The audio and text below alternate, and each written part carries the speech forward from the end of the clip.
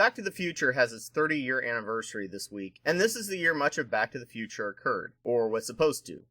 I thought I'd take a break and geek out overthinking the movies in 2 videos, one discussing timeline complexity and the second discussing inventions of 2015 they got right and what they got wrong.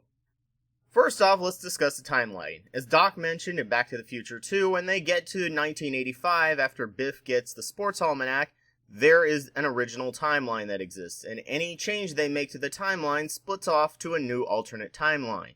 In this movie, time is considered fourth dimensional, though modern physics would probably disagree. But by this logic, jumping between timelines would be fifth dimensional. In the non-time traveling universe, Marty and Doc start off in what we can call Earth 1. Marty and Doc are Marty 1 and Doc 1. Marty goes back in time, in the first movie, changes the past and comes back to Earth 2, with Doc 2 with a bulletproof vest.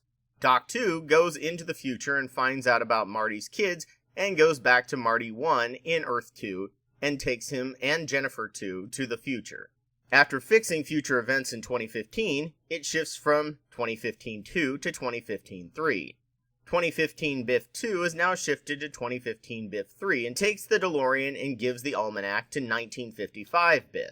Biff returns to 1915-3, and Doc 2 and Marty 1 and Jennifer 2 head back to 1985, only to find out that it is now 1985 Earth 4, which is a dystopia.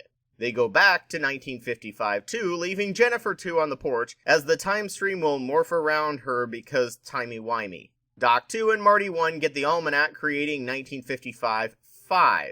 Doc 2 and the DeLorean are now sent back in time to 1885-1, but changes the past and gets shot, creating Earth 6, and the new Marty 6.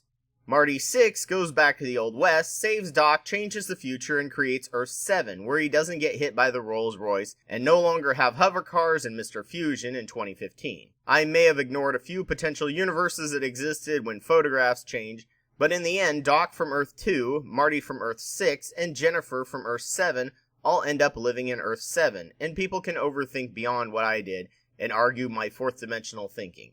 If you haven't done so, I recommend Effinfunny's video on what Back to the Future got wrong. In the next video, we'll discuss what they got right and what they got wrong.